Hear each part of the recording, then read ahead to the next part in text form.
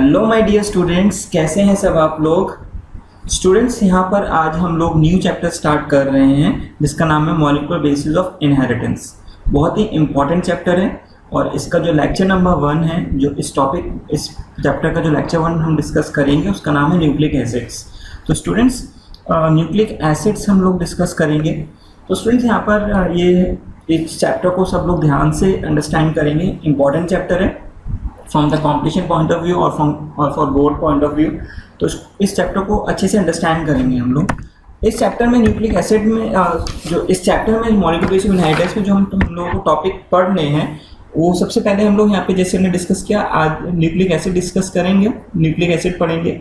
उसके बाद हम डीएनए का स्ट्रक्चर, डीएनए के बारे में पढ़ेंगे हम लोग, राइट। उसके बाद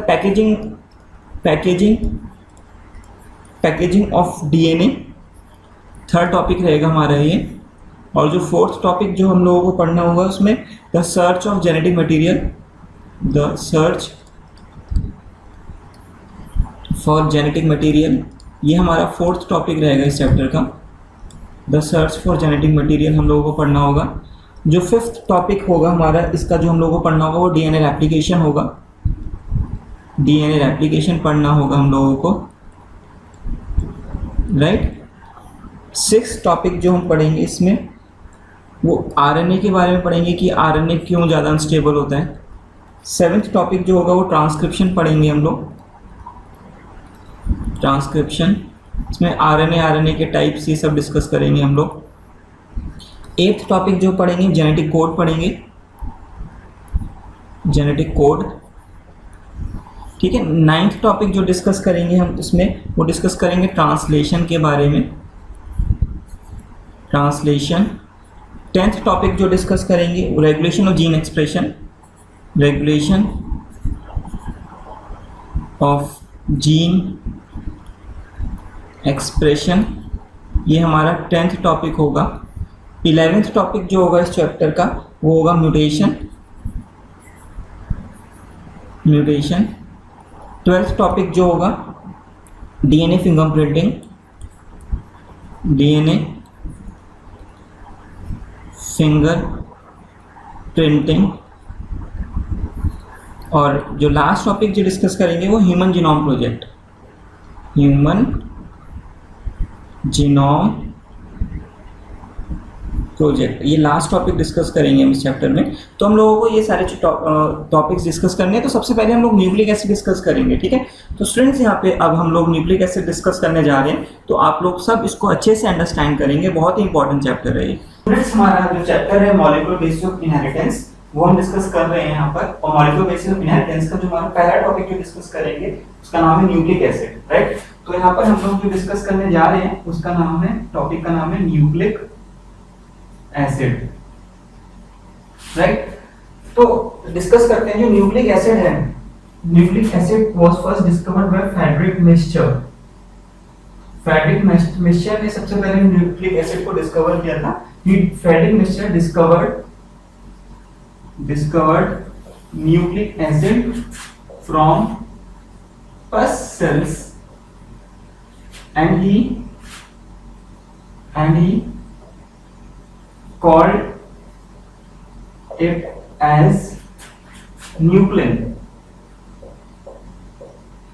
due to its acidic nature, right।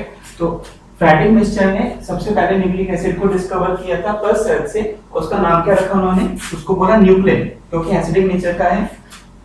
लेकिन जो कॉइन थी word nucleic acid term coined bye Altman ने कॉइन किया है न्यूक्लिक एसिड को, ठीक है। तो ये थोड़ा साइंटिस्ट के नाम है, हम लोग थोड़ा याद रखेंगे। अगर हम बात करें न्यूक्लिक एसिड की इधर, तो जैसे हम लोगों ने डिस्कस किया था, जैसे हम लोग एक एग्जांपल लेते हैं, प्रोटीन्स पढ़ा था हमने बायोमोलिक्यूल्स में 11th में। तो प्रोटीन्स किससे बने, अमीनो एसिड से। तो proteins are the polymers of amino acid which are joined by the peptide bond. हमने देखा था प्राइमरी स्ट्रक्चर जो बना था तो पेप्टाइड बॉन्ड से बनता है। तो उसके मोनोमर यूनिट क्या थे प्रोटीन्स के, अमीनो एसिड। इधर सेम न्यूक्लिक एसिड जो होते हैं, nucleic acid are polymer of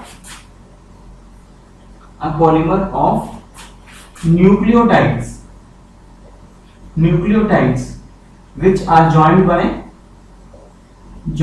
by phosphodiester bond।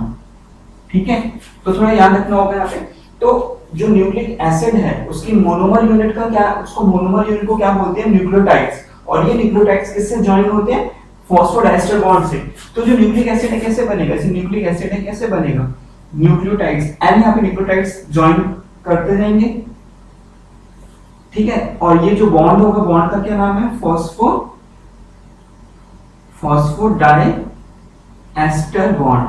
ठीक है, तो ये न्यूक्लिक एसिड बनते हैं from the monomer unit of nucleotides. तो न्यूक्लियोटाइड्स मिलकर क्या बनाते हैं, हमारा एक पॉलीमर बनाते हैं, और जो उसका नाम क्या है, न्यूक्लिक एसिड। तो न्यूक्लिक एसिड बनता किससे है, न्यूक्लियोटाइड से। जॉइन किससे होते हैं न्यूक्लियोटाइड्स, फॉस्फोडाइस्टर बॉन्ड से। ठीक है, तो थोड़ा ये याद रखना होगा हम लोगों को।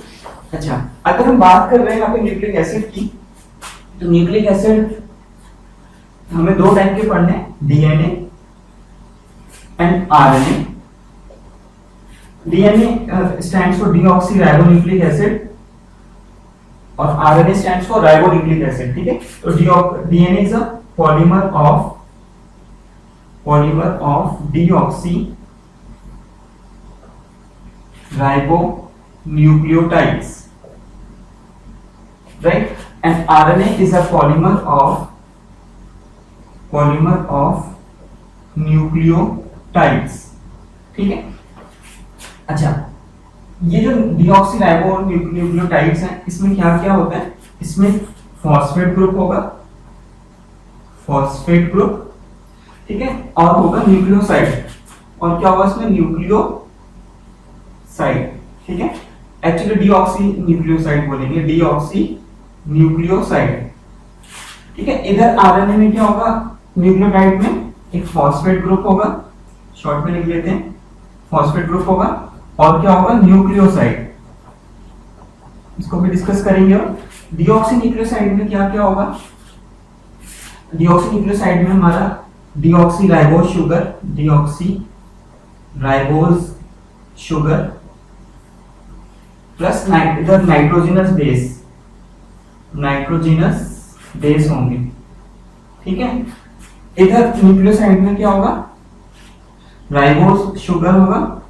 राइबोज शुगर प्लस इधर भी नाइट्रोजिनस बेस, N2 बेस लिख लिया हमने शॉर्ट में। नाइट्रोजिनस बेस दो टाइप के पढ़ने हैं हम लोगों को, प्यूरिन्स एंड पायरिमिडिन्स। ठीक है, इधर भी नाइट्रोजन बेस दो टाइप के होंगे, शॉर्ट में लिख देते हैं, प्यूरिन्स PU से, और PY stands for pyrimidines, right. तो प्यूरिन्स, इसमें एडेनिन होगा, एडेनिन। ठीक है, पायरिमिडिन में थायमीन नहीं है, thymine is a nitrogen base, but thiamine THIA is a vitamin, right? Cytosine होगा, ग्वानिन होगा। ठीक है, तो प्यूरिन्स में एडेनिन, ग्वानिन, पायरिमिडिन्स में थायमीन एंड साइटोसिन। सेम है आरएनए में, नाइट्रोजन बेस में प्यूरिन्स में A stands for adenine, G stands for guanine. इधर थायमीन की जगह यूरेसिल होगा, U, एंड साइटोसिन। ठीक है, uracil, right, uracil.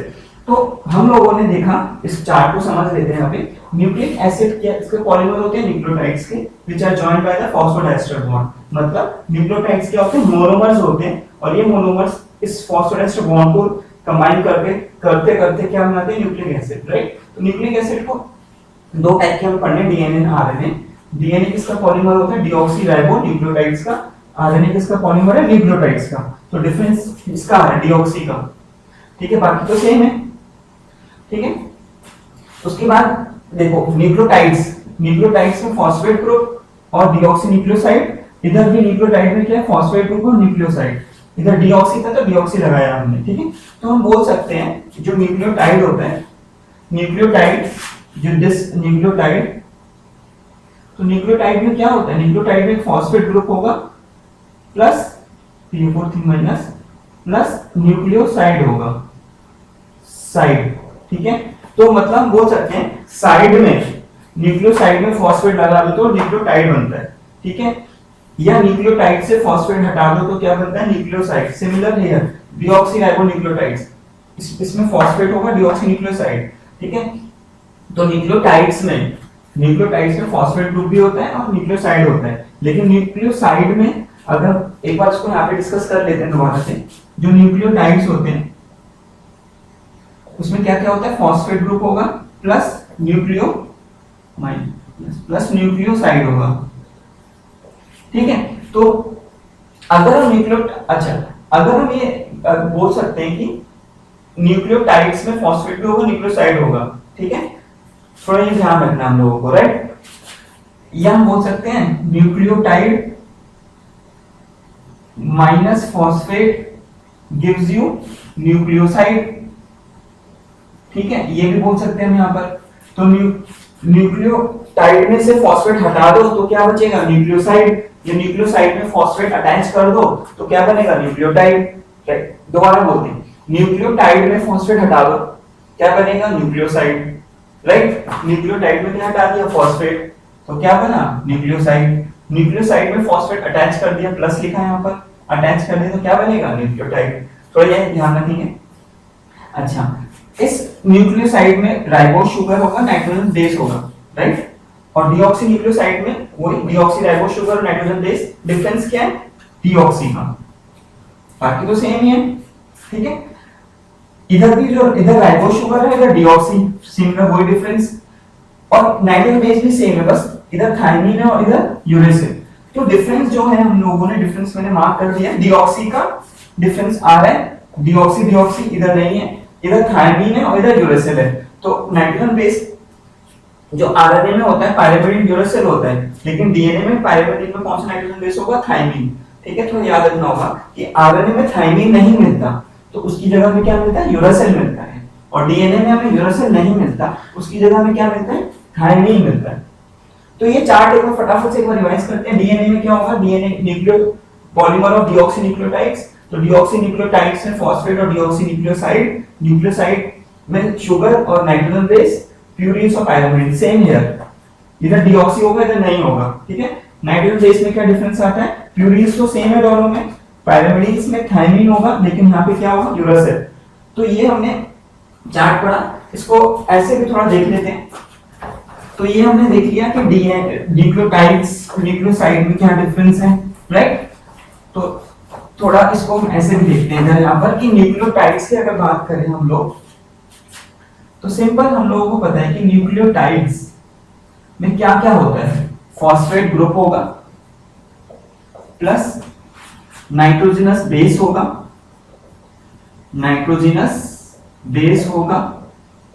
Plus ribose sugar होगी, ठीक है। ये थोड़ा याद रखना है हम लोगों को। तो न्यूक्लियोटाइड्स में क्या क्या होगा, फॉस्फेट ग्रुप, नाइट्रोजन बेस और राइबोस शुगर। अगर मैं इस न्यूक्लियोटाइड में से फॉस्फेट को हटा दूं तो क्या बचेगा, नाइट्रोजनस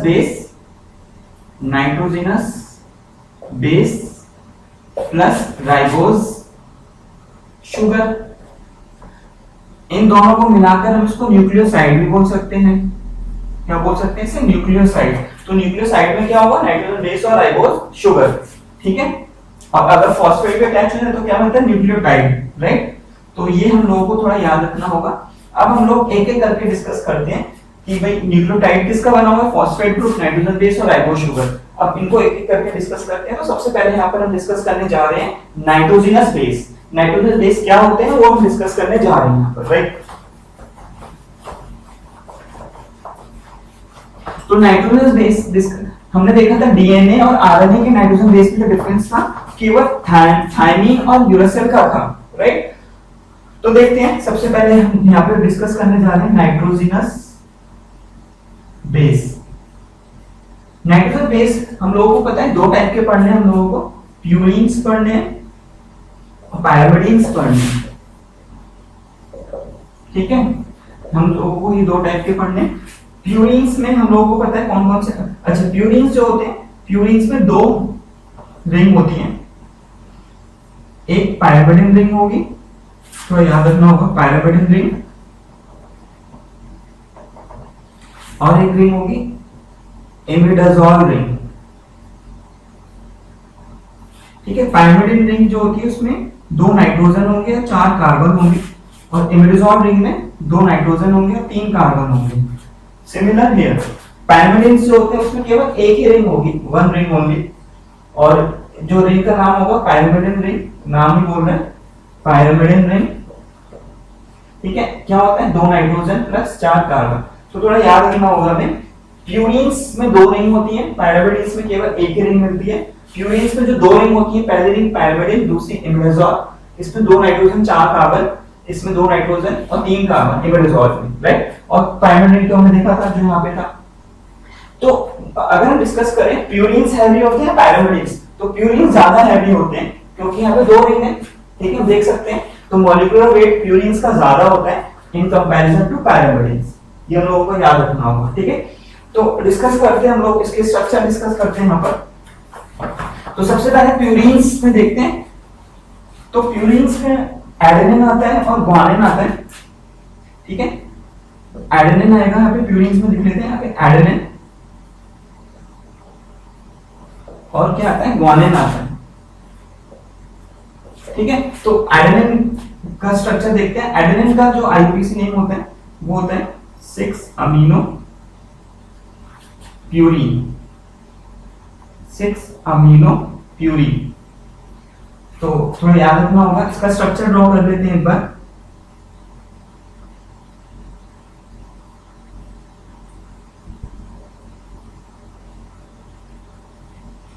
ठीक है, इस पे नाइट्रोजन होगा ये N, यहाँ भी नाइट्रोजन होगा, नाइट्रोजन N। ठीक है, ये भी N है, ये H।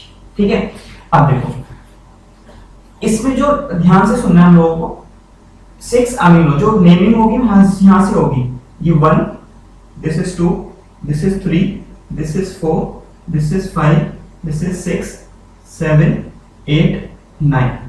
ठीक है, ये जो रिंग है ये हमारी पायरामिडिन रिंग है और ये इमिडाजोल रिंग है। ठीक है, तो 2 नाइट्रोजन इसके ये है, 2 नाइट्रोजन इसके ये है, और 4 कार्बन होते हैं इसमें। ठीक है, 1 2 3 4 कार्बन, और इसमें कितने कार्बन होते हैं 3, 1 2 एंड 3, ये हमने डिस्कस कर रहा था। ठीक है, 6 अमीनो, तो जो 6 पोजीशन है इसकी, 6 पे, यहाँ पे 6 पे कौन सा ग्रुप होगा, अमीनो ग्रुप NH2। ठीक है, यहाँ पे डबल बॉन्ड होगा, इसके ऑल्टरनेट में यहाँ डबल बॉन्ड और यहाँ डबल बॉन्ड और ये डबल बॉन्ड। तो ये जो स्ट्रक्चर बनाया हमने, ये बनाया 6 अमीनो प्यूरीन का। तो 6 1 2 3 4 5 6 पोजीशन पे अमीनो ग्रुप होगा। This is pyrimidine ring, this is imidazole ring. ठीक है, 2 नाइट्रोजन 4 कार्बन, 1 2 3 4। इस वाले रिंग के 2 नाइट्रोजन 3 कार्बन। ठीक है, 1 2 3, और नेमिंग यहां से स्टार्ट होगा। तो this is the IUPAC name of adenine, this is the structure of adenine. हम लोगों को आना चाहिए, इंपॉर्टेंट है। ग्वानिन को देखें, जो ग्वानिन का जो आईयूपीसी नेम है वो मैं यहां लिख देता हूं, 2 अमीनो 6 कीटो प्यूरीन। ठीक है, इसका स्ट्रक्चर एक बार ड्रॉ कर लेते हैं यहां पर।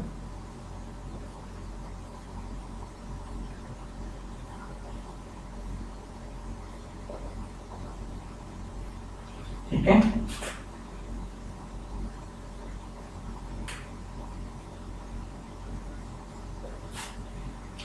तो इसका this is the structure of guanine, 2 amino 6 कीटो। तो अगर हम नेमिंग देखें तो 1 2 2 पे कौन सा ग्रुप है, अमीनो, 3 4 5 6 पे कौन सा ग्रुप है, कीटो। ठीक है, और ये इमिडाजोल रिंग। तो this is the IUPAC name of guanine and this is the structure of guanine. तो हम लोगों को ये दोनों आना चाहिए। तो हम लोगों ने प्यूरीन्स का स्ट्रक्चर पढ़ लिया यहाँ पर। अब नेक्स्ट जो स्ट्रक्चर पढ़ने जा रहे हैं पायरामिडिन का स्ट्रक्चर। तो इसको रब कर देते हैं। तो नेक्स्ट जो स्ट्रक्चर यहाँ पे हम पढ़ेंगे that is the pyrimidine, structure of pyrimidine. तो पायरामिडिन में हम लोगों ने डिस्कस किया था, एक रिंग होती है पायरामिडिन की, जिसमें 2 नाइट्रोजन होते हैं और 4 कार्बन होते हैं। ठीक है, तो इधर देखें जो पायरामिडिन्स होते हैं, पायरामिडिन्स में कौन कौन से ग्रुप आते हैं, थाइमिन आएगा, और साइटोसिन आएगा और यूरेसिल। तो हम लोगों को जो डिस्कस करना है थायमीन, यूरेसिल, साइटोसिन, ठीक है। तो थायमीन डीएनए में होता है थायमीन, थायामीन नहीं, एक थायामीन होता है, thiamine. This is a vitamin, लेकिन ये थायमीन है, ठीक है। तो ये डीएनए में मिलता है। इसका जो आईपीसी नेम है 2,4 डाइकीटो 5 मिथाइल पायरामिडिन, ठीक है। तो इसको स्ट्रक्चर ड्रॉ करते हैं।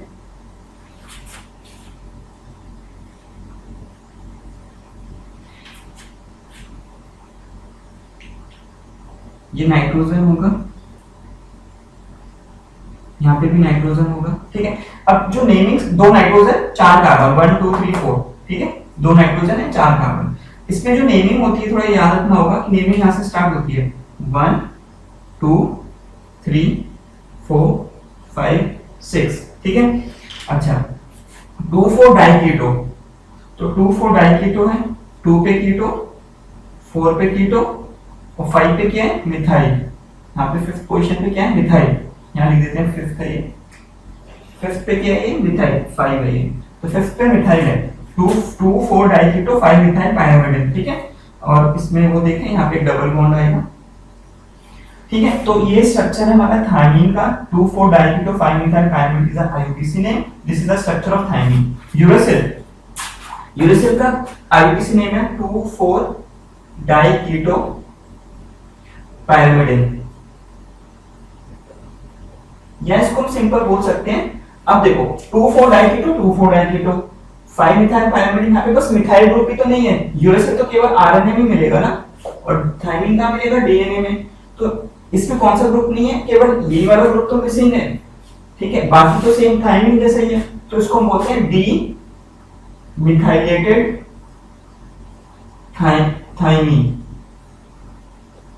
मतलब थायमीन से हमने क्या हटा दिया, मिथाइल को हटा दिया, इसको कैपिटल में देते हैं डी मिथाइलेटेड थायमीन। थायमीन से हम लोगों ने मिथाइल को हटा दिया तो क्या बनेगा यूरेसिल। देखो आईपीसी में 5 मिथाइल नहीं है ना यहाँ पर, तो स्ट्रक्चर ड्रॉ कर लेते हैं इसका, ठीक है।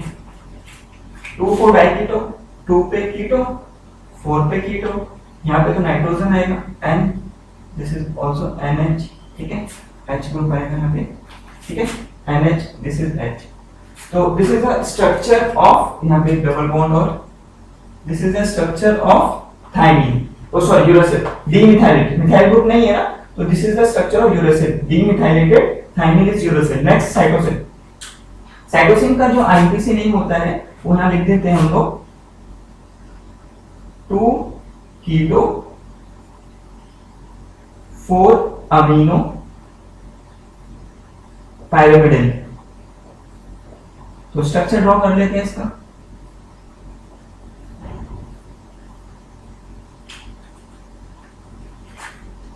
यहाँ पे तो नाइट्रोजन है N, ये भी नाइट्रोजन है N। 2 कीटो, 2 पे कौन सा ग्रुप है, this is the second carbon और सेकंड पोजीशन, तो सेकंड पोजीशन पे यहाँ पे कीटो ग्रुप लगा देते हैं, ठीक है, कीटो ग्रुप। 4 पे कौन सा है अमीनो, NH2, यहाँ पे डबल बॉन्ड आएगा और यहाँ पे डबल बॉन्ड आएगा, ठीक है। N का 3 हो गया, ठीक है। ये NH होगा यहाँ पर, NH, ठीक है। तो this is the structure of cytosine और this is the IPC name of cytosine. तो हम लोगों को सारे स्ट्रक्चर याद करने हैं, तो हम लोगों ने नाइट्रोजन बेस यहाँ कंप्लीट कर लिया, ठीक है। तो आगे बढ़ते हैं, इसको रब कर देते हैं। तो जो न्यूक्लियोटाइड में नाइट्रोजन बेस होते हैं, हम लोगों ने इसका स्ट्रक्चर पढ़ लिया, उसका आईपीसी नेम पढ़ लिया। अब पढ़ते हैं शुगर के बारे में। तो शुगर कौन सी मिलती है, पेंटोज शुगर मिलती है इसमें। न्यूक्लियोटाइड्स में जो शुगर मिलती है वो कौन सी मिलती है, पेंटोज। तो न्यूक्लियोटाइड्स में जो शुगर मिलती है उसका कौन सी शुगर होती है, पेंटोज शुगर, पेंटोज शुगर। तो शुगर का पेंटोज शुगर होती है। डीएनए में जो होती है डीऑक्सी राइबोज, और जो आरएनए में होती है राइबोज। एक बार देखते हैं,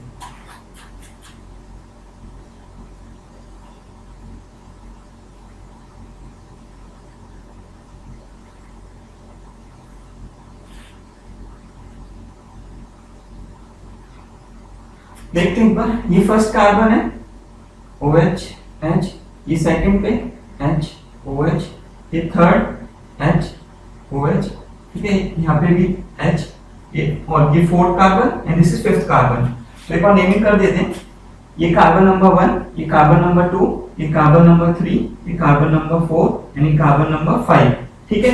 तो अब देखते हैं, फर्स्ट पे OH सेकंड पे HOH, थर्ड पे भी HOH, फोर्थ पे H और फोर्थ कार्बन से ही CH2OH ग्रुप अटैच हुआ है, तो ये फिफ्थ कार्बन होगा। तो this is the ribose sugar, ये इसका स्ट्रक्चर है राइबोस शुगर का, ठीक है। लेकिन जो डीएनए में, ये आरएनए में मिलती है राइबोस, लेकिन जो डीएनए में जो शुगर मिलती है, ठीक है, डीऑक्सी राइबोस शुगर मिलती है, डीऑक्सी राइबोस शुगर। तो इसको भी देख लेते हैं एक बार।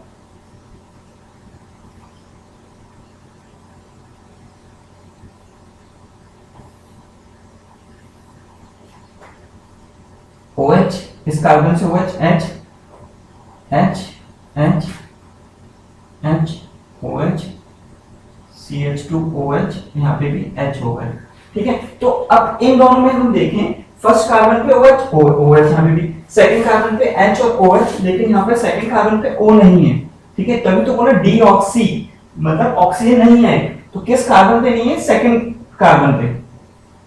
तो सेकंड कार्बन पे डीएनए में ऑक्सीजन नहीं होती, लेकिन आरएनए की शुगर में सेकंड कार्बन पे ऑक्सीजन होती है, लेकिन डीएनए की शुगर में सेकंड कार्बन पे ऑक्सीजन नहीं होती। इंपॉर्टेंट है, इस पे क्वेश्चन पूछ सकते हैं, ठीक है। तो डिफरेंस क्या है राइबोस और डीऑक्सीराइबोस शुगर में? In deoxyribose sugar the oxygen is absent from the second carbon of the sugar, but in the ribose sugar oxygen is present at the second carbon. This is important, right. तो third carbon, fourth carbon, fifth carbon same. तो ribose और deoxyribose sugar में difference केवल यही है, यहाँ पे oxygen नहीं है, लेकिन यहाँ पे ऑक्सीजन है। तो this is the structure of pentose sugar which is present in the nucleic acid, right. Next हमने नाइट्रोजन बेस पढ़ लिया, शुगर पढ़ लिया। फॉस्फेट ग्रुप अगर देखें हम लोग, तो जो फॉस्फेट ग्रुप मिलता है यहाँ पर, फॉस्फेट ग्रुप बना देख लेते हैं। फॉस्फेट ग्रुप, तो फॉस्फेट ग्रुप तो सिंपल है, पेंटावैलेंट होता है।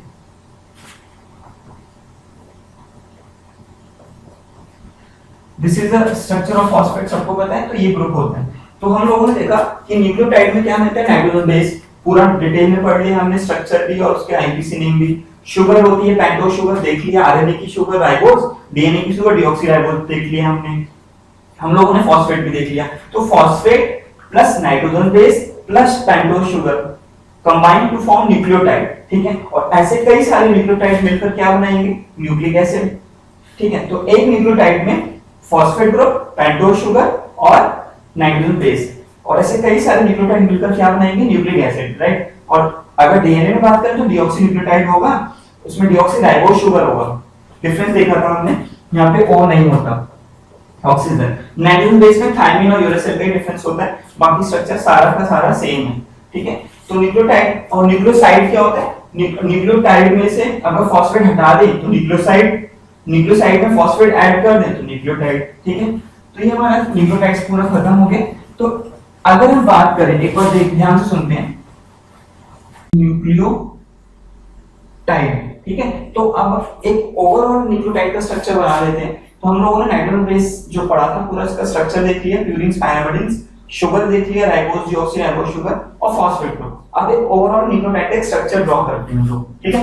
तो न्यूक्लियोटाइड में हम लोगों को पता है क्या होता है? पेंटोज शुगर, ठीक है। तो सबसे पहले पेंटोज शुगर बना लेते हैं। This is first carbon OH H, this is second carbon HOH HOH CH2OH, यहाँ पे H, ठीक है, फोर्थ कार्बन पे। तो ये पेंटोज शुगर हमने ड्रॉ कर दिया। हम लोगों को पता है इसमें और क्या होता है? नाइट्रोजनस बेस होता है। तो नाइट्रोजन बेस हमेशा शुगर के कार्बन नंबर 1 से अटैच्ड होगा, ठीक है। तो नाइट्रोजन बेस जो होगा हमेशा किसके?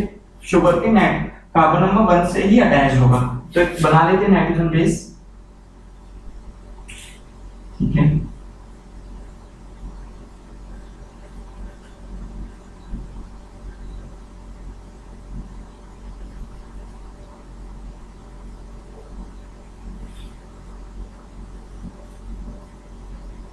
ठीक है, तो ये हम लोगों ने किसका स्ट्रक्चर ड्रॉ किया, हमने एडेनिन का स्ट्रक्चर ड्रॉ किया है, 6 अमीनो प्यूरिन एडेनिन है। ठीक है, तो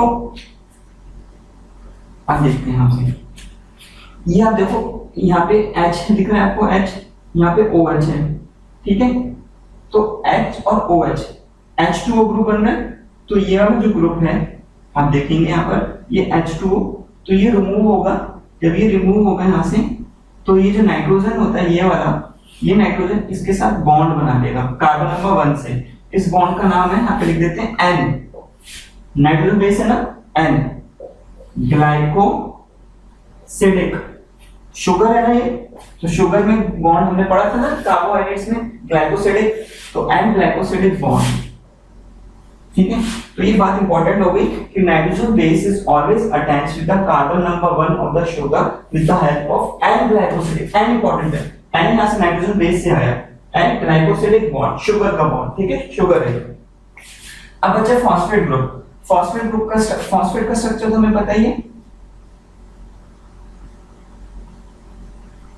ठीक है, अब आप देखेंगे यहाँ पे H2O, H2O दिखेगा, ये H2O, ये H2O, तो ये वाटर मॉलिक्यूल रिमूव होगा, तो हम इसको रिमूव कर देते हैं। वाटर मॉलिक्यूल रिमूव होगा H2O, जब ये रिमूव होगा तो यहाँ पे एक बॉन्ड बना लेगा और इस बॉन्ड का नाम है फॉस्फो एस्टर बॉन्ड।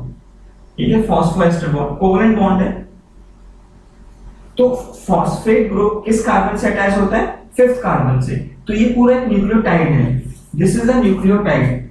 ये पूरा हमने स्ट्रक्चर बनाया न्यूक्लियोटाइड का, एक न्यूक्लियोटाइड का। तो अगर हम देखें न्यूक्लियोटाइड में क्या हो रहा है, शुगर है, शुगर के कार्बन नंबर 1 से क्या अटैच है, नाइट्रोजन बेस। ठीक है, नाइट्रोजन बेस हमेशा कार्बन नंबर 1 से अटैच होगा और बॉन्ड का नाम क्या है, N glycosidic bond. Phosphate group हमेशा कार्बन नंबर 5 1 2 3 4 5, तो कार्बन नंबर 5 से अटैच होता है, कार्बन नंबर 5 है। ठीक है, तो ये कार्बन नंबर 5 है, तो कार्बन नंबर 5 से अटैच होता है फॉस्फेट ग्रुप और बॉन्ड का नाम है फॉस्फो एस्टर बॉन्ड। तो ये स्ट्रक्चर एक न्यूक्लियोटाइड का है। ठीक है, थोड़ा यहाँ पे ध्यान रखेंगे कि ये जो हमने यहाँ पे प्यूरिन्स बनाया, प्यूरिन्स कौन से होते हैं, एडेनिन या गुआनिन, हमने एडेनिन बनाया। तो प्यूरिन्स हमेशा ये वाला नाइट्रोजन, इमिडाजोल रिंग का ये वाला नाइट्रोजन, ठीक है, 9 पोजीशन देखो, 1 2 3 4 1 2 3 4 5 6, ठीक है, 7 8 9, ये जो 9th पे नाइट्रोजन है ना, 9 पोजीशन पे, तो हमेशा ये जो N ग्लाइकोसिडिक बॉन्ड बनता है N9 से। तो इंपॉर्टेंट है, यहाँ पे हम लिख लेते हैं, जो प्यूरिन्स का N9 से ही हमेशा कौन सा ये वाला बॉन्ड बनेगा। तो प्यूरिन्स हमेशा पेंटोज शुगर के कार्बन नंबर 1 से अटैच्ड होंगे। ये जो बॉन्ड बनेगा N ग्लाइकोसिडिक बॉन्ड, वो 9th पोजीशन पे जो नाइट्रोजन है प्यूरिन्स पे, उससे अटैच होता है। ठीक है, तो एडेनिन और गुआनिन अगर होंगे प्यूरिन्स जो है, तो हमेशा ये जो 9th इमिडाजोल रिंग जो 9th पोजीशन है, तो नाइट्रोजन जो 9th पोजीशन पे वही अटैच होता है किससे, carbon number 1 of pentose sugar. ये इंपॉर्टेंट है, इस पे क्वेश्चन आता है। ठीक है, अगर यहाँ पे पायरिमिडिन होता, अगर यहाँ पे पायरिमिडिन होता, तो पायरिमिडिन ड्रॉ कर लेते हैं।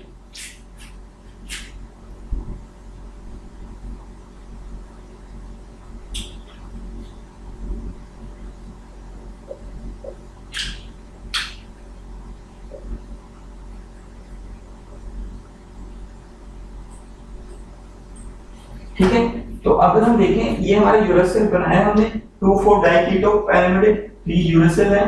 ठीक है, तो ये पोजीशन 1, ये पोजीशन 2 3 4 5 6, ठीक है।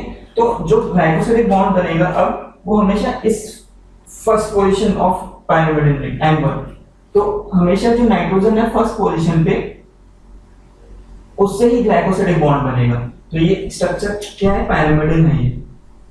तो थोड़ा यहाँ पे इंपॉर्टेंट हो गया बात नोट करना कि जो पैरामिडिन होंगे उसका N1 हमेशा ग्लाइकोसिडिक बॉन्ड बनाएगा, N ग्लाइकोसिडिक बॉन्ड बनाएगा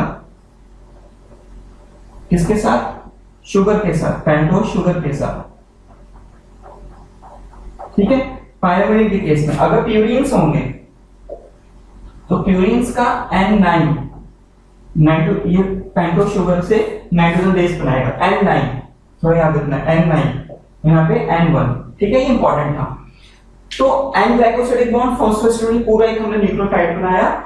एक बहुत इंपॉर्टेंट और है यहाँ पे नोट करने की, न्यूक्लियोटाइड में एक फॉस्फेट से लेकर 3 फॉस्फेट हो सकते हैं। न्यूक्लियोटाइड में 1 to 3 फॉस्फेट ग्रुप हो सकते हैं। ये इंपॉर्टेंट है कि न्यूक्लियोटाइड में कितने ग्रुप हो सकते हैं फॉस्फेट के, 1 to 3। यहाँ पर तो हमने एक ही फॉस्फेट बनाया ना, तो जैसे एटीपी है, सपोज करो यहाँ पे हमने एडेनिन बनाया है, यहाँ पे ये एडेनिन स्ट्रक्चर, यहाँ पे एडेनिन लिख देते हैं, ठीक है। तो एक फॉस्फेट है, तो ये एएमपी है, एडेनिन मोनोफॉस्फेट। अगर 2 फॉस्फेट होते तो एडीपी होता, एडेनिन डाइफॉस्फेट। अगर 3 फॉस्फेट होते तो क्या होता, एडेनिन ट्राइफॉस्फेट। तो एडेनोसिन मोनोफॉस्फेट, दो फॉस्फेट होते तो एडेनोसिन डाइफॉस्फेट, 3 फॉस्फेट होते तो एडेनोसिन ट्राइफॉस्फेट, राइट। तो न्यूक्लियोटाइड्स में 1 से 3 फॉस्फेट ग्रुप हो सकते हैं, ये इंपॉर्टेंट है, यहाँ पे नोट डाउन करेंगे हम लोग। Nucleotide contains 1 to 3 phosphate group, right. अच्छा, ये बात हो गई। अगर यहाँ से हम लोग फॉस्फेट ग्रुप हटा दें, ठीक है, तो क्या बनेगा, ये तो न्यूक्लियोसाइड का स्ट्रक्चर हो जाएगा। किसका स्ट्रक्चर हो जाएगा, न्यूक्लियोसाइड का, ठीक है। तो न्यूक्लियोटाइड और न्यूक्लियोसाइड में जो डिफरेंस होता है वो हमने देख लिया, ये स्ट्रक्चर देख लिया न्यूक्लियोटाइड का, ठीक है। तो ये हमारा न्यूक्लियोटाइड में हमने नाइट्रोजन बेस पढ़ लिया है, हमने शुगर पढ़ लिया है, पेंटोज शुगर के बारे में, फॉस्फेट ग्रुप, एक न्यूक्लियोटाइड का स्ट्रक्चर पढ़ लिया है, ठीक है। तो यहाँ पे कुछ अगर मैं बात करूं, कुछ न्यूक्लियोटाइड्स लिख लेता हूं, न्यूक्लियोसाइड लिख लेता हूं यहाँ पर, यहाँ पे कुछ न्यूक्लियोटाइड लिख लेता हूं, ठीक है। सबसे अगर पहले हम बात करें एडेनिन प्लस राइबोज शुगर मिलकर बनाएंगे एडेनोसिन, ठीक है। और अगर एडेनोसिन में फॉस्फेट ग्रुप अटैच कर दिया जाए तो क्या बनता है, एडिनाइलिक एसिड। तो एडिनाइलिक एसिड क्या है, न्यूक्लियोटाइड, एडेनोसिन क्या है, न्यूक्लियोसाइड, ठीक है। ग्वानिन में प्लस राइबोज शुगर क्या बनाएगा, ग्वानोसिन। अब ग्वानोसिन में एक फॉस्फेट ग्रुप अटैच कर दिया जाए तो बन जाएगा ग्वानाइलिक एसिड। तो guanylic acid is a nucleotide, guanosine is a nucleoside, right. Similarly uracil plus ribose sugar, deoxyribose तो हो ही नहीं सकती यहाँ क्योंकि आरएनए में मिलता है, तो बनता है यूराडिन। तो यूराडिन क्या है, न्यूक्लियोसाइड। यूराडिन में एक फॉस्फेट ग्रुप अटैच कर दिया जाए तो बनता है यूरिडाइलिक एसिड। यूरिडाइलिक, तो यूरिडाइलिक एसिड क्या है, nucleotide. Similarly cytosine plus ribose sugar क्या बनाएगा, साइटिडाइलिक एसिड, साइटिडाइलिक एसिड, ठीक है। और साइटिडाइलिक एसिड, सॉरी यहां पे साइटिडिन बनेगा, this is cytidine. Cytidine plus phosphate group बना लेगा साइटिडाइलिक एसिड, ठीक है। तो अगर न्यूक्लियोटाइड की बात करें तो यहाँ पे iliac acid, iliac acid, iliac, iliac, iliac, तो जहां पे आइलिक एसिड आ रहा है तो वो न्यूक्लियोटाइड होगा। Adenosine, guanosine, uridine and cytidine is a nucleoside, ठीक है। ये तो पर आरएनए में होंगे ना। अगर डीएनए की बात करें तो डीएनए के लिए क्या होगा, यहाँ पे डीऑक्सीराइबोज, यहाँ पे डीऑक्सी लगा दो, डीऑक्सीराइबोज शुगर, और यहाँ पे डीऑक्सी एडेनोसिन, यहाँ पे डीऑक्सी ऐड कर दो, यहाँ भी डीऑक्सी ऐड कर दो, ठीक है। यहाँ भी ठीक है, तो यहाँ पे डीऑक्सी ऐड कर देंगे, deoxy adenylic acid, deoxy adenylic acid, ठीक है, एडिनाइलिक एसिड। तो अगर हम डीएनए की बात करें तो डीऑक्सी डीऑक्सी आ जाएगा, तो थोड़ा हम लोगों को याद रखना होगा न्यूक्लियोसाइड और न्यूक्लियोटाइड, तो हम लोग ये नोटबुक में भी ऐसे ड्रॉ कर लेंगे। तो हम लोगों को यहाँ पे न्यूक्लिक एसिड पूरा कंप्लीट हो गया, ठीक है। और नेक्स्ट वीडियो लेक्चर में हम लोग डिस्कस करेंगे the structure of DNA, DNA के बारे में स्ट्रक्चर करेंगे। Thank you so much students. यहाँ पे हम लोगों ने न्यूक्लिक एसिड कंप्लीट कर लिया है, और हम लोग जो नेक्स्ट वीडियो लेक्चर में, जो लेक्चर नंबर 2 होगा हमारा, उसमें हम लोग स्ट्रक्चर ऑफ डीएनए और डीएनए के बारे में स्टडी करेंगे। Thank you so much.